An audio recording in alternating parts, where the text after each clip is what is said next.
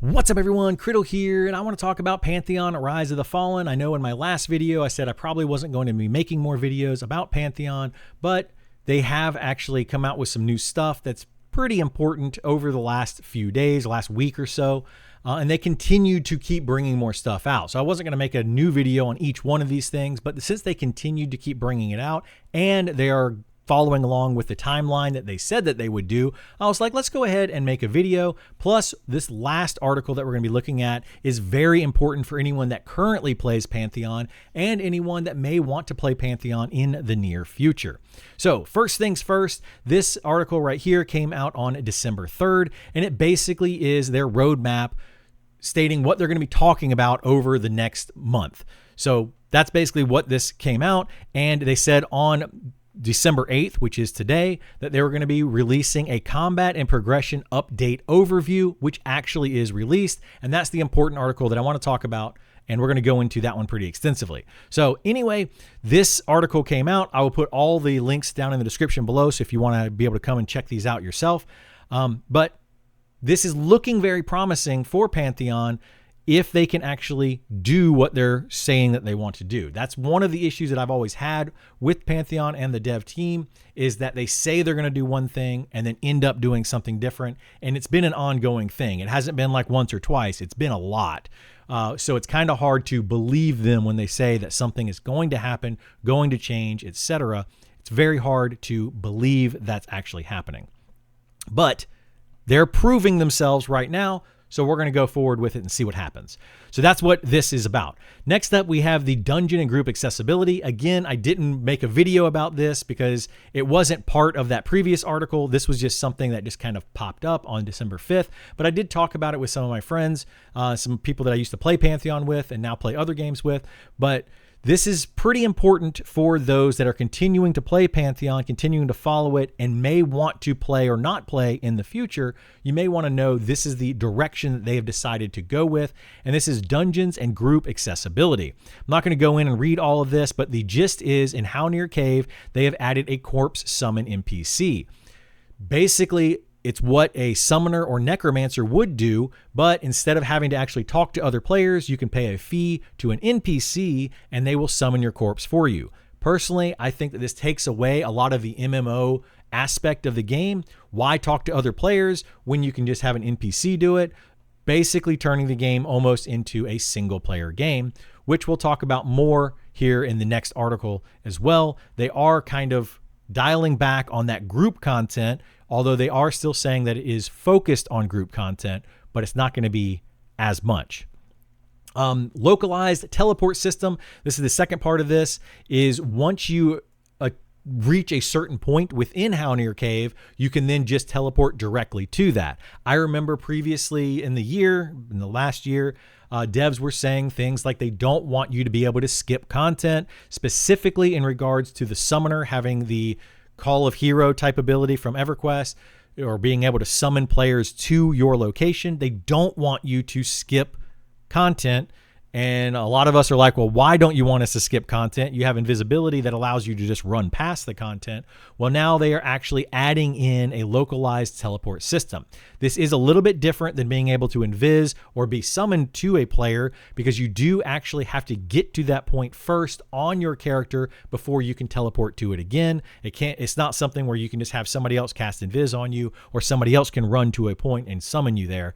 So it's a little different, but I feel like it is kind of going directly against what they said they didn't want to do, and now they are, in fact, doing it. The last thing that I want to call out here is the December update will be releasing before the holidays, so you won't have to wait long to try these two things out along with the first iteration of our mounts and taming system. So they're continuing to say that they will have the mounts and taming in the game by December, which is what they've said for the past few months. So we'll have to see how that turns out. going forward. That's all I really want to say here. Again, I'll have the full thing down in the description so you can come check it out. But the main article here is the one that came out just a few hours ago, and I was reading through it and it was like, people are going to want to know about this because it's very important. So we're just going to kind of read through this and go over it, give you my thoughts on it. Today, we are going to begin discussing a major update for Pantheon that will be coming to you in spring of 2026. This update will coincide with our release of the Bidea de Cara zone and the systems that will support that content. This is a significant milestone for Pantheon. The update will bring our combat and character progression systems into their final envisioned form for the full launch of the game. And I want to read that again, their systems into their final envisioned form for the full launch of the game. So a lot of people are probably going to read this and they're going to stop right here they're going to bring it into their final form, but it's not their final form. They're going to be basically getting the systems where they want and the classes where they want them to be and how they want them to play, and then continuing to progress them forward on how they're going to do that after the spring. So that's the idea. That's what I'm reading it. Maybe you read it differently. Let me know down in the comments, but that's how I see it. Is we're no longer going to continue to change our classes because some classes have gone through 2 or 3 different iterations over the last year. They're going to get them where they want them to be by spring. And from that point forward, that's what they're going to be. And hopefully that's how they're going to stay all the way to 1.0 full launch. So that's that. Next part is very, very important for anybody that is currently playing the game or plans to play it in the near future. And it says, when this update comes to live servers, it will include a character reset and all players will need to create new characters. They're doing a full game wipe come spring 2026. So if you have characters, you're going to be losing it. What's the point in continuing to play right now when in just a few months you're going to be able, or you're going to have to make a new character anyway? The changes we are making to character progression are extensive and will render most existing characters data obsolete, making it impossible to integrate old characters into the new systems. We understand that this news will be upsetting to many of you as we recognize the time that you have put into your characters. Regrettably, there's no other option at this point as the game progresses further towards 1.0 launch.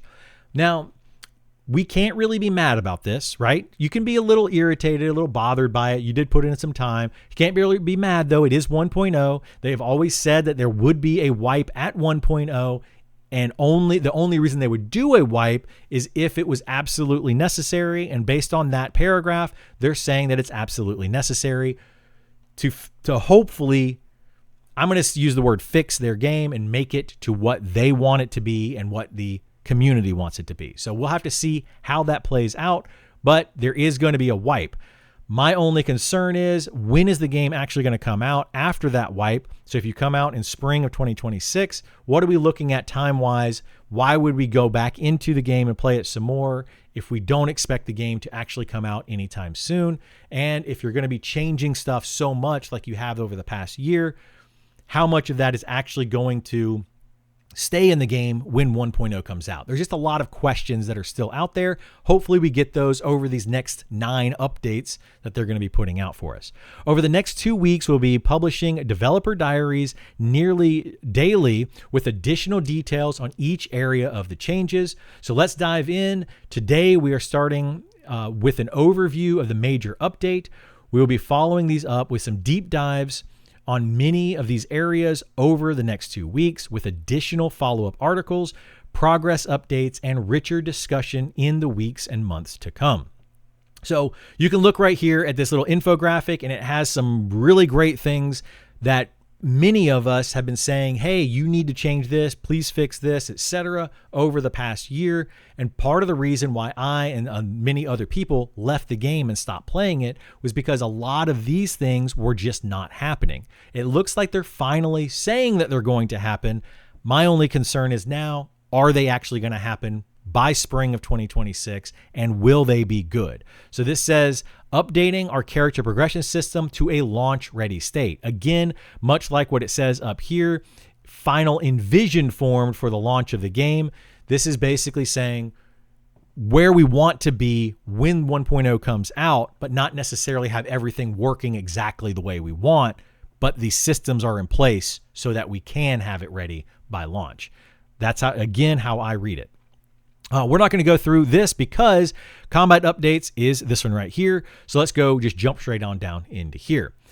Since the beginning of early access, we have been closely evaluating our combat systems and how players interact with those systems. Combat is core to the adventuring sphere of gameplay, and it's primary activity that drives a large amount of adventuring character progression. When it comes to combat and combat challenges, we have a few important goals.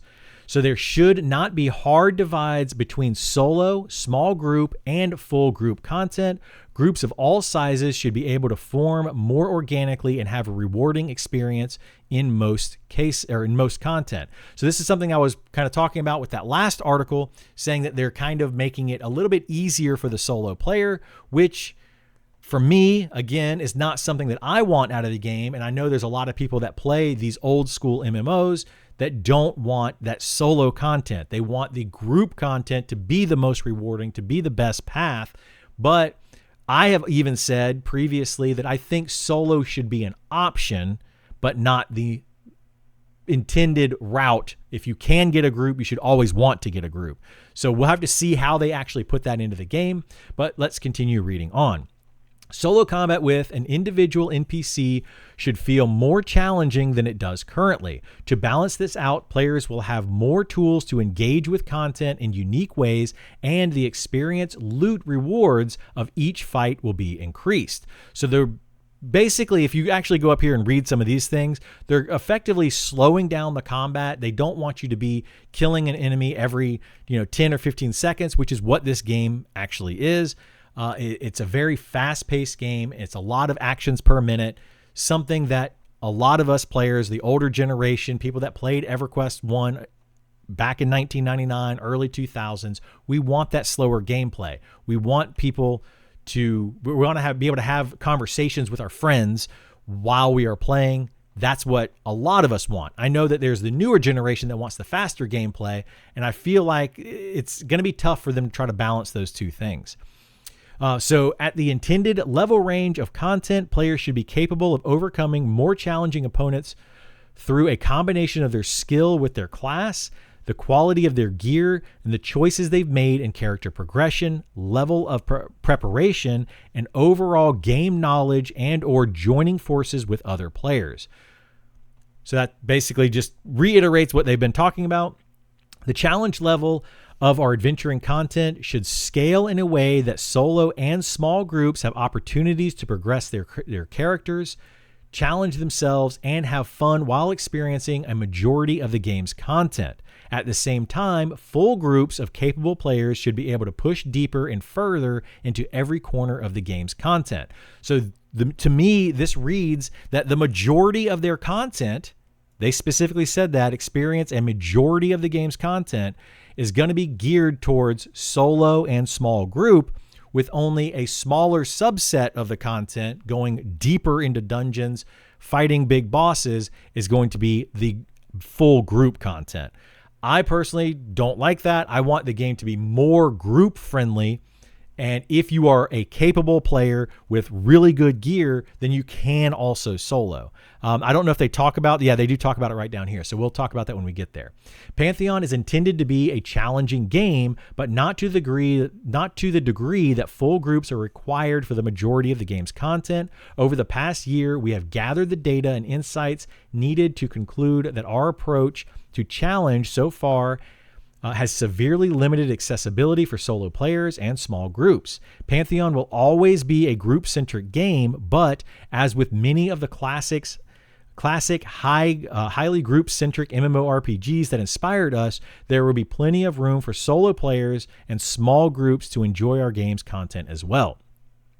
And that's fine if that's the type of player that you want to be. It is not the type of player that I want to be in this style of game.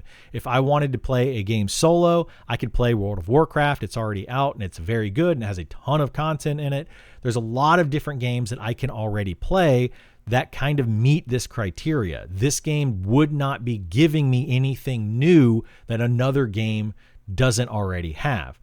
Same can be said for other games in the group centric, but I'm just talking about Pantheon. I'm trying not to compare it to other games. I'm just saying Pantheon right now doesn't give me what I'm looking for. But if you are looking for a more solo-centric, small group game with the option to play with a larger group, then Pantheon might be a perfect game for you as they implement all of these changes.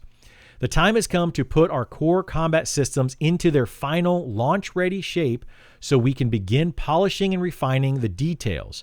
Here are some highlights. So that kind of goes back to their final launch-ready state so that they can then polish it, which is kind of what I've been saying. It's not going to be launch-ready in spring of 2026. So instead of solos versus Chevron group NPCs, we will be unifying all NPCs to a singular NPC difficulty type. Some of us have been saying this for a long time. They should have done that a long time ago. The whole solo versus group NPC thing, it's just, I did not like it. I absolutely loathed it. And one of the reasons I stopped playing Pantheon is because of that reason. So anyway, excluding named, rare, slightly more challenging than normal NPCs. I don't know what that means. You're probably still going to get destroyed by some monk that might just be roaming around in certain areas and just absolutely decimate you. Major boss and multi-group boss NPCs. The difficulty of a normal NPC after this change will be based heavily on its level compared to the player. When we want to further increase the challenge of a specific area, be it within a dungeon or a pocket of the overworld, we will rely on a combination of NPC density, synergy between different NPC types, and the environment itself. So we'll see how that plays out. If they want to make it more challenging, they're just going to basically add more NPCs and add other types of things, the synergy between the NPCs. So you might have an NPC that's buffing another NPC, which does add quite a bit of challenge if they have the right buffs. Giving haste to a melee NPC obviously will make it harder to kill. You know, having a healer NPC heal another NPC, you got to deal with those situations. So we'll have to see how that plays out again, but I am very, very glad that they are getting rid of the solo versus Chevron. That is a huge plus in my book. So maybe this game will go in the direction that I want it to, but I'm still not on board with the solo or smaller group over the larger group. So we'll have to see. The above change will create a more natural transition between soloing and grouping, with more players able to engage in more content. Groups of all sizes will be able to form more naturally in proximity to the content. This is another one. The way that they worded this, I don't like it, because in some places in Pantheon, when I played it, there were literally solo NPCs walking around right next to Chevron NPCs. So if you were in a group killing the NPCs, you also had to deal with the solo ones that would just randomly walk around. If you are solo, you couldn't kill those solo NPCs because they're right next to a Chevron NPC, and it was just a real pain in the butt. This is basically saying that maybe, you know, you're going to have a few solo mobs over here and you could solo, and as you get one additional player, you might go a little bit deeper, and then you get another additional player. As you build your group, you continue to go a little bit deeper. That could be great. It may not. Again, like everything else in this update, we'll have to see when that time comes. So time to kill, TTK, for most NPCs will be increased. Instead of the current often rapid rate of mowing down NPCs, combat will have a greater focus on sustainability, resource management, and time for each player to utilize more of their toolkit. In addition, experience gains will be adjusted to smooth out the leveling curve at low to mid levels and grant more experience per kill to match the increased time to kill. This is another really big one that I absolutely love that they're doing, and I hope they continue going in that direction. One issue that I always had with Pantheon, and I still have with other games that I play, is that certain characters, like the dot characters, necromancers, shaman, those kind of things that put dots on the NPC, if you're killing enemies very quickly, 10 or 15 seconds, those dots really don't become worth casting. And they need to slow everything down so that those dots do become worth casting. In addition to that, slowing down the time to kill means that you can have fewer enemies that you're fighting, allowing for more groups to be fighting in the same general area, gaining experience. I love that. I'm glad that they're doing that. So that is a huge plus. Again, we will see how it plays out. I'll probably repeat that another 20 times like I have already. We will be transitioning to a first to engage model for kill credit to better handle situations where multiple players or groups are fighting NPCs in the same area. Note, we still plan for certain world bosses and special encounters to use the most damage done model for kill credit, specifically when we want direct competition to be part of the experience. This one is one that's going to be highly debated, and everyone's going to have their opinion on it. My opinion of first to engage is I don't like it. My opinion on most damage done is I don't like it, but what is the alternative? There really isn't, right? Camp checks is another option, being like, okay, I own this mob and this general area because I am camping here. I have claimed this area and whatever spawns is mine. It's another way of looking at it. And again, a lot of people are not going to like that. I like the whole camp check idea. I think if you were there first, etc., then you have that for a period. But I totally get that some people are not going to like that. So again, another thing that we are going to have to see how this plays out. But for me, this just encourages people to literally watch a group fight all the way up, and they're just going to follow them right behind. And then as soon as the name pops, boom, they grab it and they steal it from them, even though they did none of the work getting to that point. Let's use How Near Cave for an example. If you want to go all the way down to the bottom of How Near Cave, who says that you can't just follow another group in, and as soon as an NPC spawns, you can steal it from them? Nothing says that you can't do that with this first to engage model. I personally feel like this first to engage model and the most damage done model are just going to make players play a specific way, and it's going to cause more problems within the community. Of course, what is the opposite of that, and how do you police that? It's very difficult for devs to police and deal with. I think it needs to honestly come down to players handling most of these situations and saying, hey, this person is constantly stealing camps, stealing mobs from other people. Don't add them to your party. Don't help them out in any way. Let them fend for themselves. But of course, again, highly debated. That entire paragraph right here is going to be highly debated.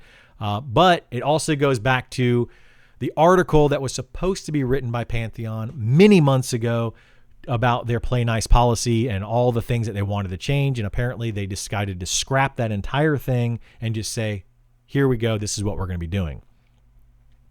Adventuring progression updates. So this is the next section of this little graphic right here, adventuring progression updates. So leveling progression updates, skill progression, evolving techniques, etc. That's what this whole section is about. So along with updates to combat, we are finalizing our adventuring progression system. The focus and goal of this update is to refine existing systems and introduce new pathways for horizontal character progression to complement the existing vertical progression through levels and item upgrades. So if you don't know, vertical progression is gaining levels.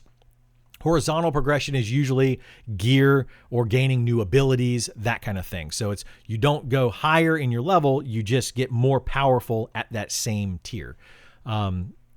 Those are the two different types of progression in these style of games. Our goal for adventuring progression are as follows. A player should have both vertical and horizontal forms of progression available to them to pursue as they play.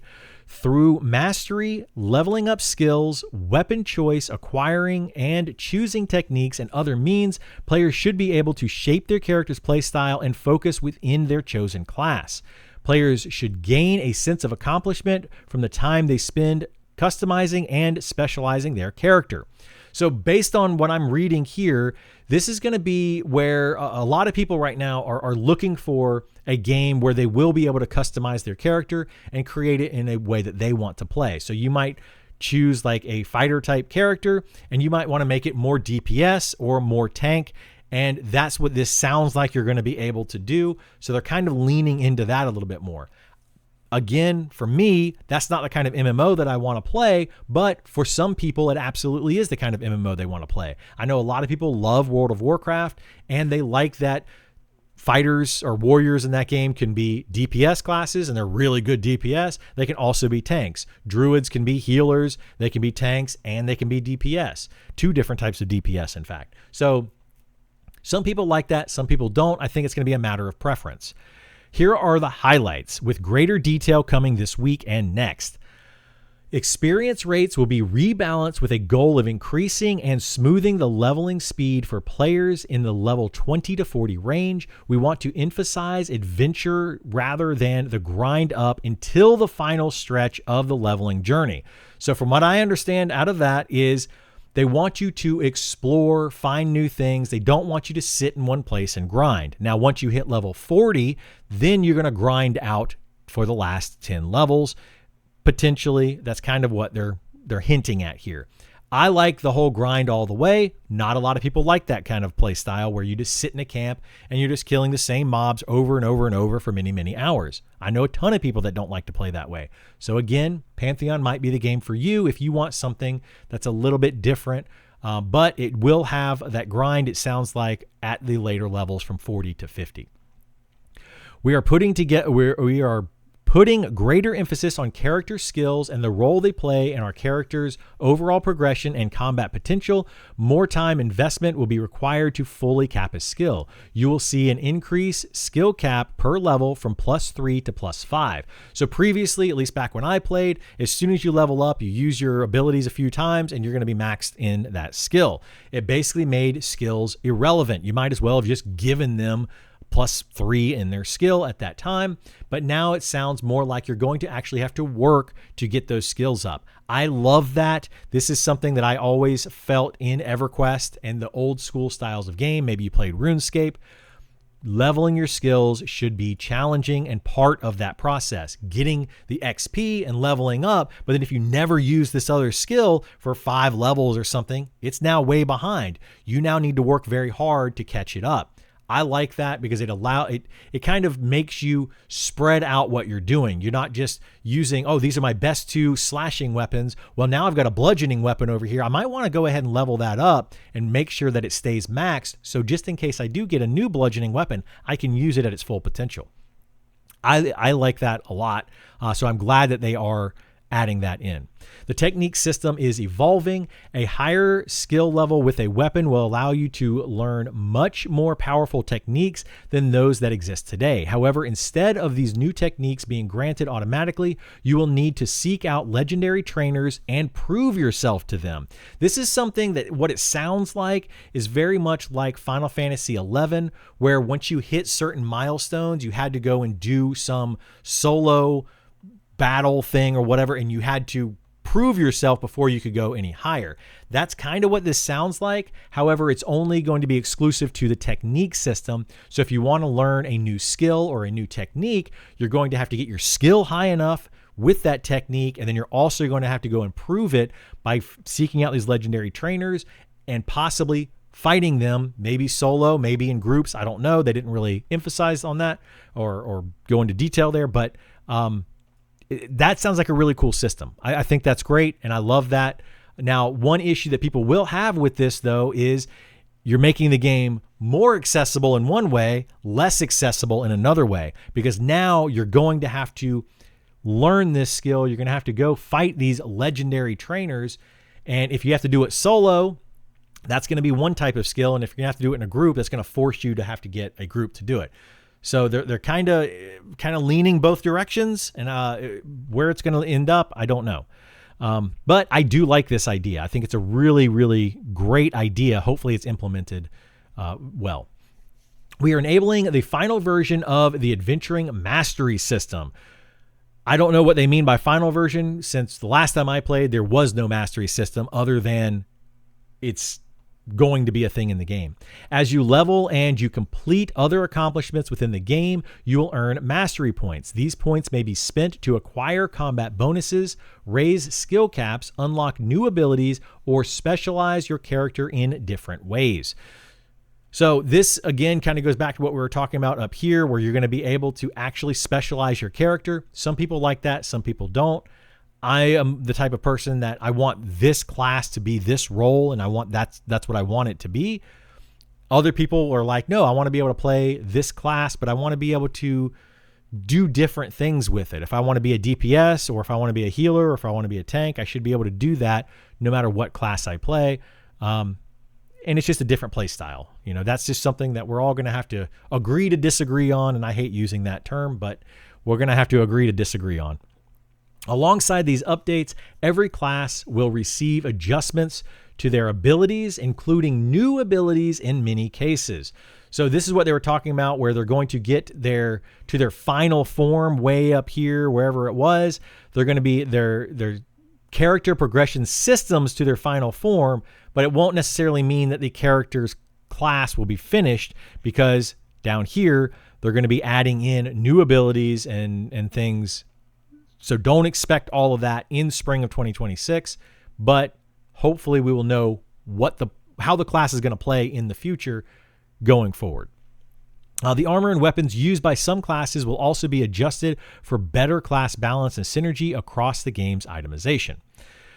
Okay, crafting and economy updates. This is another huge reason why I got tired of playing Pantheon and moved on from it. So let's read over this and see what kind of changes that they're planning. In addition to our focus on adventuring progression, we are taking this opportunity to bring in some long-awaited components of the crafting sphere of gameplay and some changes designed to help protect, support, and enhance economic activity within the game. Here are the highlights. So again, the economic activity, like this is basically kind of saying to me, they want players to be able to craft stuff and talk to each other, buy and sell and interact with each other, but then they're taking away that aspect when it actually comes to the combat and adventuring and all that kind of stuff. They want you to be able to do more of that solo or smaller groups. So it's like they're trying to do two different types of games, which I don't know how well it's going to work, but we'll again have to see. The crafting and gathering professions will be fully implemented. Players will be able to earn experience and gain levels in crafting and gathering fully independent of their adventuring progress. Huge. I love that. I was so tired of being stuck with, well, my adventuring level dictates how good I can be as a crafter. They should be separate. There should be nothing tying those two things together. If somebody wants to be a level 1 pure crafter and they can somehow get the materials to do that, by all means, let them do that. And they are now saying that they're going to be doing that. Love that change. A difficulty system will be added for crafting. More difficult crafts will have a higher chance to fail, potentially costing time and materials, but will also yield greater experience when they succeed. So again, this is basically the same crafting system similar to that of EverQuest and old school MMOs, where you can lose your components if you fail the craft, and it does cost you time and money. It can be very, very bad. But if you succeed, it's worth that extra effort. I like that. Again, they're saying that they want to make the game challenging, and this is another way that they're going to be doing that. Crafters, I feel like, love that kind of thing, because once they figure out how to craft things and they get their skill high enough, they don't expect all these other players to just be able to pop out all these items that they are now selling to the market. So anyway, then I got market from looking at that right there. The player market and mail systems will be added to the game. That's another pretty good one. I personally am not a fan with these MMO systems, or this style of old school MMO, of having a market and having the mail system, but I definitely see the need for them in some cases. But the player and market system mail systems will be added to the game. Players will be able to post items for sale and browse items for sale by others. Players will also be able to transfer items to their friends and guildmates or other characters on their own accounts by using the mail system. Hopefully they do this very similar to what they do in World of Warcraft, where if you're going to mail something to somebody, it's a time delay. Like you send it out, it takes an hour to get to them. So it's not instantly trading across the world, but we'll have to see. Economic controls will be introduced to help reduce the proliferation of powerful items and ensure that the rewards from the game's content are not overshadowed by the ability to buy and sell items. Many powerful items will become bound to your character or account once they are equipped, and some very powerful items will require skill minimums or other requirements to use them. So they're basically saying when an item drops, it's going to be bind on equip. I'm absolutely okay with that. That keeps the economy healthy, something that a lot of games don't do. EverQuest didn't do for a very long time, having some sort of bind on equip and no drop items and all that. And the economy just gets out of control. Economics in MMOs is very, very difficult to do, and not enough games do it. They really need to probably hire somebody to strictly deal with that. And this is something that they're talking about. Hopefully they're able to control that, because as you saw probably on Pantheon, on different servers, the economy was absolutely bananas. I'm assuming that's part of the reason that they are actually doing a wipe come spring of 2026. Existing itemization through much of the game will be updated, and more information will be made available in item tooltips, including information about the item's rarity level. Okay, so we're going to be getting more information on that. How and when is all of this happening? Spring of 2026. We are targeting the combat and progression update and character reset for spring of 2026. The exact date is not yet determined, because we will first be introducing a public test realm to allow everyone to test these updates and provide feedback prior to them moving out to their regular play servers. The test realm will be open to any player with an active account in good standing, and we encourage all of you to jump in when the time comes and share your feedback with us. The test realm will come online as soon as we have most of the new systems in place and working, so that we can gather extensive data and feedback before we deploy these changes to our live servers. So this is another big one that I know I was screaming about for the past year, and some others were definitely screaming about. They need to have a public test realm where they can have people just come in and play and test out these new things to make sure that they work properly. I don't believe that when they first came out with early access, they had one guild that was doing most of that. Then over time, that became an issue. I'm not going to get back. We're not going to devolve back into all of that again. But then they made it to where they got a select few people that they selected to be part of the testing process. None of that's going to work. Just make a public test realm, put it out there, let players mess with it, try it out.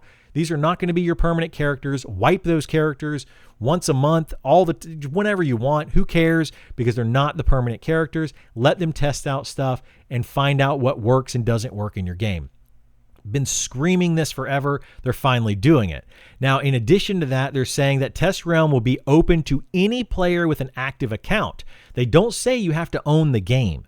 So you could potentially, as somebody that just goes and creates an account for Pantheon, log in to this public test realm and see if it's the game for you. Another fantastic thing that they should be doing from the beginning to allow players to see if this game is going to be worth their $40 or whatever it is that they'd be paying for it.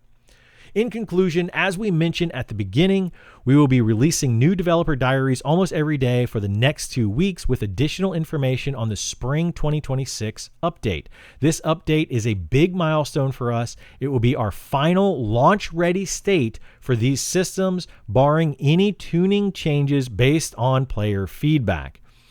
And we will finally have all the different aspects of our adventuring progression in the game and functional.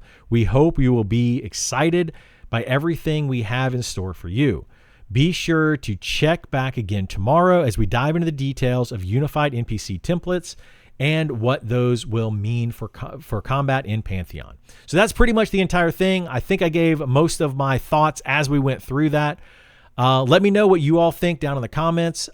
I'm not excited, but I really hope that this final iteration, this final hoorah, is what pushes Pantheon and allows them to get to 1.0. But I feel like we have kind of gone through this time and time again, and I'm a little bit skeptical that this final push is somehow going to be different than the previous times that they said, we're going to do this, we're going to fix this, it's always promise, promise, promise, and then somebody drops the ball. So I don't know what to say other than that. Anyway, thanks for watching, and hopefully I see you in the next one.